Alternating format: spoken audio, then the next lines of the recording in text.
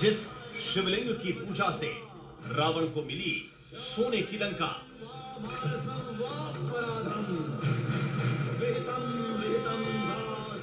उस शिवलिंग की पूजा के लिए रावण ने कहां बनवाई गुप्त सुरंग।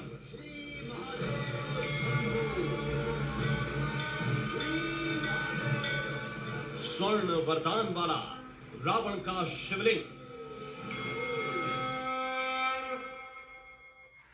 नमस्कार, प्रणाम, मेरा नाम है राम, लेकर हाजिर हूं जी न्यूज की एक और दिलचस्प स्पेशल रिपोर्ट। यह कहानी तो सबको पता है कि रावण ने अपने भाई कुबेर को हराकर उनसे सोने की लंका छीन ली थी। लेकिन कुबेर को वो सोने की लंका कैसे मिली थी? और अगर मिली भी तो वो रावण के हिस्से क्या सिर्फ युद्ध में जीत से मिल गई, या फिर इसके पीछे है कोई रहस्यमय वरदान जिसे रावण ने भगवान शिव की अखंड तपस्या के जरिए हासिल कर लिया था?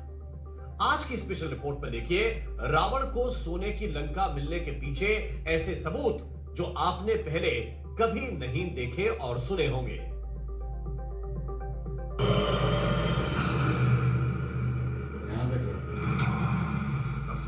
दशानन दस कंधर, मैं रावण, मैं ही लंकेश्वर, लोक विजय शिव भक्त हूं मैं ब्राह्मण योगी विद्याधर।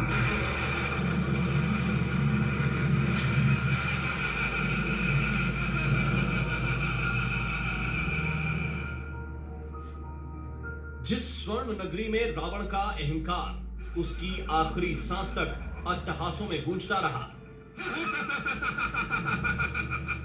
वो सोने की लंका दरअसल भगवान शिव और पार्वती के लिए बसाई गई थी।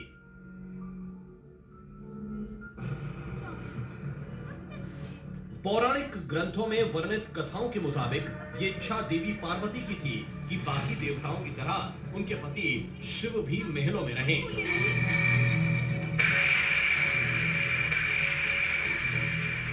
क्या मेरी कल्पनाएं कभी साकार नहीं होंगी?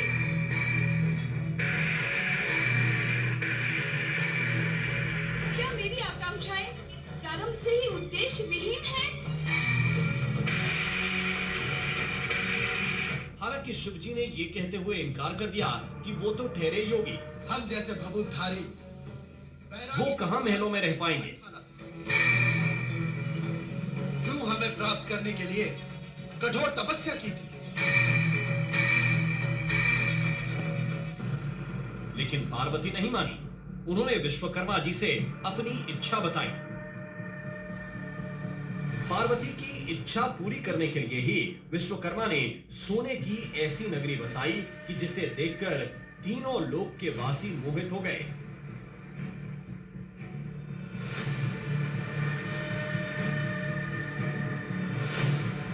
इन्हीं में से एक थे ऋषि विश्रवा, जो रावण और कुबेर के पिता थे। और रावण के पिता ने शिव से दक्षिणा में मांग ली सोने की लंका। दरअसल रावण के पिता ऋषि विश्रवा लंका में महादेव और पार्वती के गृह प्रवेश यज्ञ में मुख्य आचार्य थे। यज्ञ पूरा होने के बाद जब महादेव ने दक्षिणा मांगने को कहा तो रावण के पिता ने पूरी लंका ही मांग ली। यदि आप मुझे इच्छित वस्तु प्रदान करने के ही इच्छुक हैं, तो मुझे ये स्वर्ण नगरी प्रदान कर दें। तब देवी पार्वती विश्रवा का लोभ देखकर क्रोधित हुई, लेकिन महादेव ने मुस्कुराते हुए विश्रवा की मांग मान ली। ये भव्य स्वर्ण लंका हम आपको तथा आपकी पत्नी केकसी को प्रदान करते हैं। रावण परिवार के किस तप से प्रसन्न शिव ने दक्षिणा में दे दी लंका। तो आइए भगवान महादेव के उस लंका दान के पीछे जो शिवलिंग है उसका दर्शन कराते हैं। ये गाजियाबाद का दूधेश्वर मंदिर है, जो रावण परिवार में कुल देवता की तरह पूजा जाता था। पौराणिक गाथाओं के मुताबिक रावण का परिवार बगल के बिसरक गांव से था, लेकिन वहां से 10 किलोमीटर दूर इस शिवलिंग की पूजा करने हर रोज आता था। चारों पीठों को यहाँ पर होने से ये जो है बहुत प्राचीन महादेव जी का मंदिर है और स्वयंभू है। इसको रावण ने, कुंभकर्ण ने, सबने पूजा किया। मंदिर के बारे में जैसा मुख्य पुजारी ने बताया, ये स्वयंभू यानी अपने आप प्रकट हुआ शिवलिंग है। इसकी रहस्य कथा हम स्पेशल रिपोर्ट के अलग एपिसोड में दिखाएंगे कि कैसे महादेव का स्वयंभू शिवलिंग यहां स्थापित हुआ। अभी जानिए इसकी चमत्कारी शक्तियां, जिसमें रावण परिवार की आस्था इतनी थी कि रावण ने अपना सिर काट इस शिवलिंग पर चढ़ा दिया था। रावण ने जो है पहला शीश, जैसे 10 शीश थे सिर, तो पहला शीश यहाँ चढ़ाया रावण ने। कुंभकर्ण ने भी पूजा किया। आप ये जानकर हैरान रह जाएंगे कि रावण के परिवार ने इस पूरे इलाके को भगवान शिव के कैलाश धाम की तरह बसाया था। आज भी गाजियाबाद में कैल नाम का एक गांव है जो रावण कुल के राज्य का हिस्सा माना जाता है। पूरा गाजियाबाद की जमीन जो है कैला बुक की, ये बोले विश्वेश्वरवा का छोटा कैलाश था। और यहाँ पर हरनद नदी, जैसे ब्रह्मा जी की पुत्री और गंगा जी की छोटी बहन हरनद नदी यहाँ बहती है के किनारे पर। वैसे तो रावण के पिता विश्वा ने अपने गांव विसरक में भी स्वयंभू शिवलिंग को स्थापित किया था, लेकिन कैल गांव के दूधेश्वर शिवलिंग में पूरे परिवार की आस्था इतनी गहरी थी कि इसकी पूजा करने पूरा रावण कुल गुप्त तरीके से आता था। इसके लिए रावण के पिता ने बनवाई थी ऐसी सुरंग जिसका पता किसी को भी नहीं था। एक गुफा बना हुआ है जो विसरक गांव था, विश्वेश्वरवा ऋषि का जो गांव था, जो वहीं पर उनका निवास था। तो वहीं पर जो है वहाँ से वो यहाँ पूजा करने के लिए विशेष रूप से गुफा के रास्ते से आते थे। अब तो वो गुफा बंद हो गया है। वो गुफा के रास्ते आके यहाँ पर पूजा करते थे।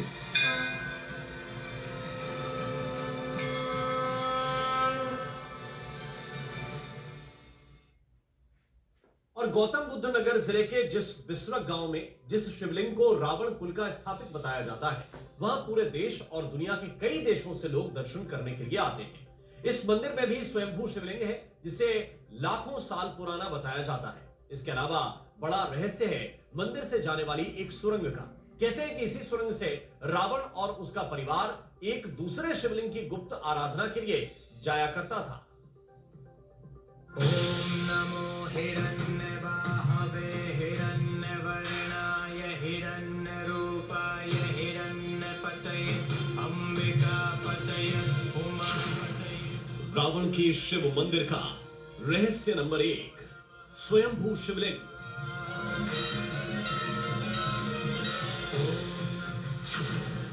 रावण के शिव मंदिर का रहस्य नंबर 2, गुप्त सुरंग।